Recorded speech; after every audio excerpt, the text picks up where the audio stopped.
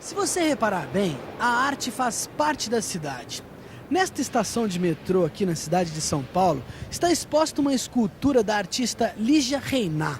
Ela representou em cerâmica uma variedade de tipos humanos que passam por aqui todo dia.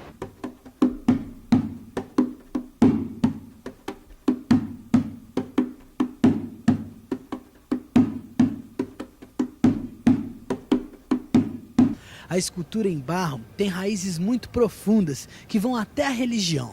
De acordo com a sua religião, como é que o homem foi criado? Olodumaré deu um sopro, criou uma nuvem. Dessa nuvem criou uma gota d'água, que se transformou numa lama. E dessa lama foi criado o primeiro ser chamado Yangui. Após foi criado Ajalá, que foi responsável para criar os homens que vivem nessa terra hoje. Deus pegou do pó da terra com suas próprias mãos e formou o homem. E após isso, soprou em suas narinas o fôlego de vida. Assim foi a formação do homem. O que ele utilizou para criar o homem? A própria terra. Ele fez o homem de molde de barro. Depois soprou nas narinas dele e deu vida a ele. Bom, deu para ver que a história da criação do homem não varia muito.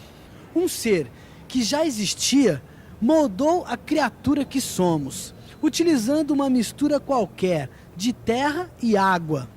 És pó, e ao pó reverterás. Se a mão livre do negro tocar na argila, o que é que vai nascer? Vai nascer pote pra gente beber, nasce panela pra gente comer, nasce vasilha, nasce parede, nasce estatuinha bonita de se ver. Doro, Oi? cantando pra mim? Tava. Não, eu tava cantando uma música de uma peça antiga de teatro, Arena Conta Zumbi, que é a história do Quilombo dos Palmares.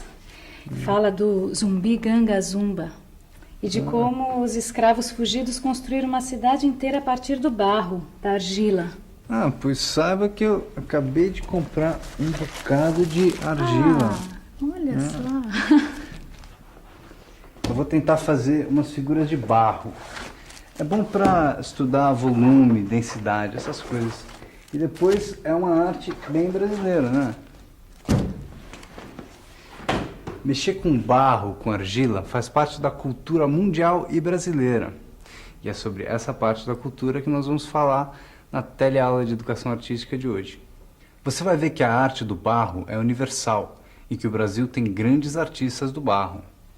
Vai nascer pote pra gente beber, nasce panela pra gente comer, nasce vasilha, nasce parede, nasce estatuinha bonita de se ver.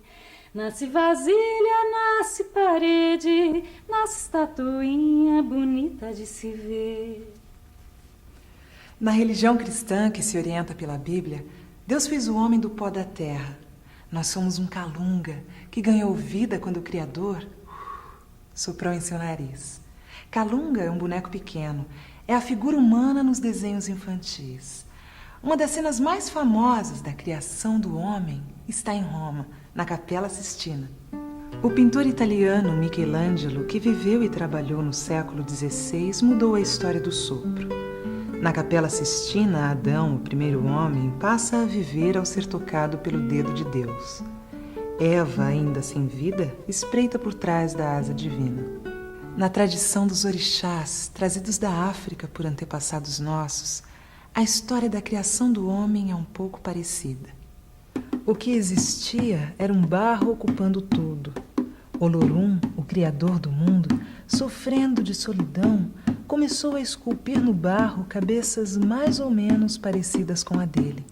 Conforme ficavam prontas, mandava cópias cá para baixo. Estávamos criados e agora era viver. Se nos conduzimos conforme a cabeça lá de cima, somos felizes. Se não, temos aborrecimentos.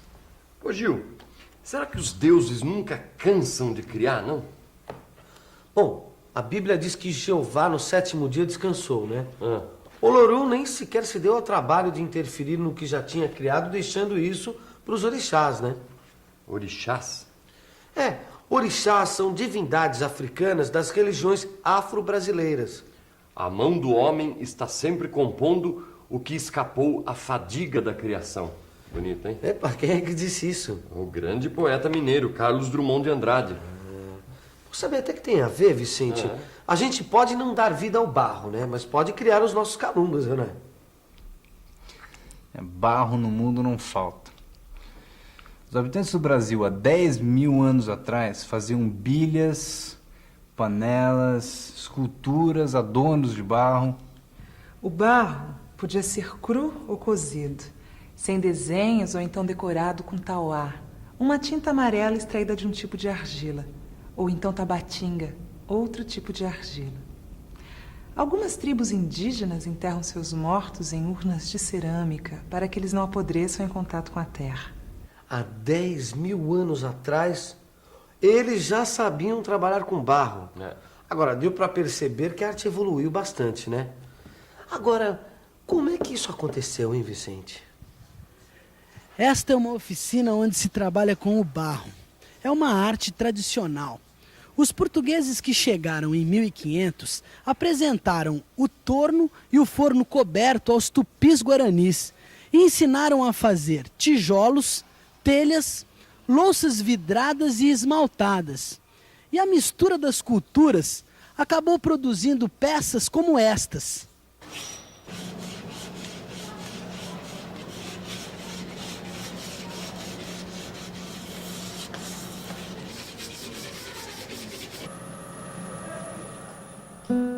Os indígenas aprenderam a trabalhar mais o barro com os portugueses e, em troca, ensinaram a erguer casas de barro e palha, frescas no verão e quentes no inverno. Uma tecnologia tropical com milhares e milhares de anos de sucesso. Essa história é interessante, hein, Gil? A história do tempo que no Brasil não existiam brasileiros. Como será que o Brasil era sem os brasileiros, hein?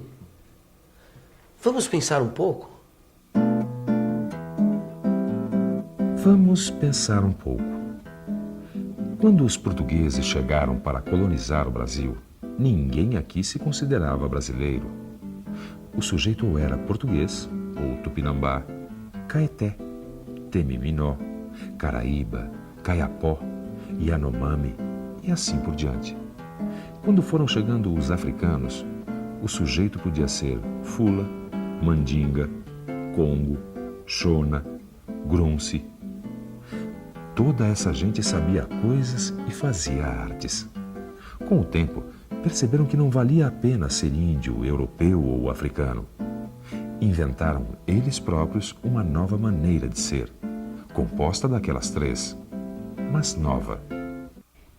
No meu caso, por exemplo, é assim, né, Gustavo? A minha mãe diz que a bisavó dela veio da África e do lado do meu pai, ele é neto de Índia com português. Eu também tenho um lado europeu, de imigrantes espanhóis. Do outro lado é uma confusão, uma mistura. O povo lá de Minas nem se lembra quanto tempo tá lá. O brasileiro é um 3 em 1, né? Na comida, na fala, na arrumação da casa, na religião. Nas brincadeiras, na ciência, na arte. Inventamos a nós próprios. Nós mesmos é que criamos a cultura brasileira. A arte da cerâmica, por exemplo, que consiste em compor o mundo com a mão e o barro, tem a marca do Brasil. Aperfeiçoada pela técnica portuguesa, essa antiga arte indígena chamada cerâmica foi levada a todo canto pelos africanos. Cachoeira, Bahia. Oi, Gabriela. Que cidade. Fica às margens do rio Paraguaçu e conserva um rico acervo arquitetônico dos séculos 17 e 18. Museus e turismo. Mas o que mais me impressionou aqui foram as esculturas em barro da família de Pedro de Jesus. Cândido de Jesus fazia calungas de cerâmica. Um dia, puseram querosene na sua cachaça. Dormiu e não acordou. O irmão, Armando de Jesus, não bebia, mas tanto pintou figuras à luz do fifó que morreu cego. O envenenado e o cego foram sucedidos por Pedro de Jesus, que começou com 6 anos. Rodas de pombos, boi, galo, estudante, pavão brasileiro. Pedro e a mãe iam vender em Salvador a produção da família. Tomavam o vapor Paraguaçu. Pedro olhava o rio e tinha medo que fossem afundados pela barca de Exu, o mensageiro dos orixás. Para espantar o medo, Pedro inventou um barco cheio de Exus. Esse Pedro de Jesus, Vicente, conseguiu espalhar as suas esculturas pelo Brasil e pelo exterior sem deixar cachoeira. Como é que era mesmo aquela frase do Drummond que eu falei? Ah, lembrei. A mão do homem está sempre compondo o que escapou à fadiga da criação. Nossa, tá ficando legal, hein? Eu não pretendo ser nenhum Pedro de Jesus, mas eu tenho o maior prazer em criar. Mesmo que seja um calunga como esse aqui. Vamos ver se com o tempo você também faz estatuinha bonita de se ver.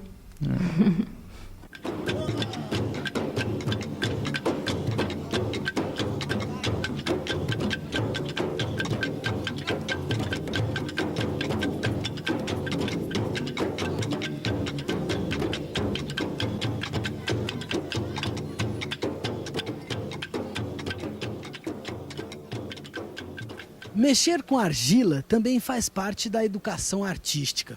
Aqui, além dos adultos, as crianças também experimentam um pouco do prazer da criação. Por que você gosta de trabalhar com cerâmica? Porque você tem a oportunidade de mexer com um barro que vem da natureza. Eu vi, depois eu gostei, aí comecei a fazer. Dá para fazer um vaso, um cinzeiro, enfeitar a casa. Acho que a beleza da cerâmica é você poder fazer o que você quer com ela, todas as formas.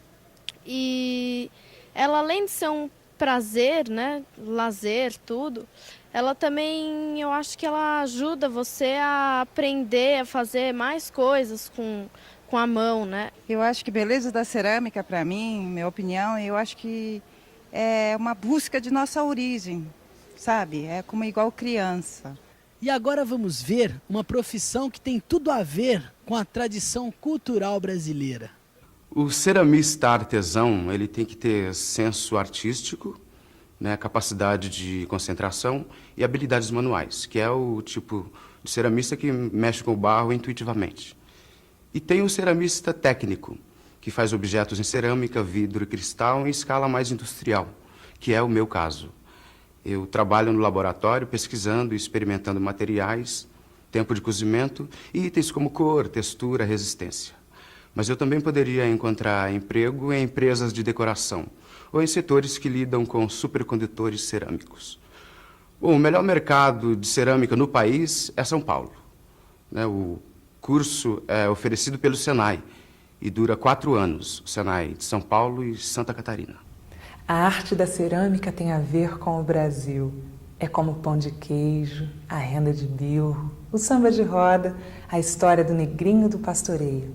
Quase todos os países têm um similar destas coisas. As nossas têm luz própria, como você vai ver na revisão. E atenção, se liga aí que é hora da revisão. Na teleaula de hoje, você lembrou que em muitas religiões o homem foi feito de barro e recebeu um sopro de vida do Criador. Viu que o brasileiro é produto de 3 culturas principais: a europeia, a indígena e a africana. 3 em 1. Os indígenas já dominavam o barro cru e cozido quando chegaram os portugueses em 1500 com novas técnicas. Os africanos se encarregaram de espalhar as técnicas por todo o país. Em Cachoeira, na Bahia, a família de Pedro de Jesus mantém viva uma arte que é, ao mesmo tempo, universal e tão brasileira quanto o samba de roda. Vivendo e aprendendo. Esse é um ditado bem brasileiro, né, Vicente? É verdade. E se você quer saber como a mão do homem transforma o barro em arte, leia o seu livro de estudos. E continue com a gente na próxima teleaula. Até lá. Tchau.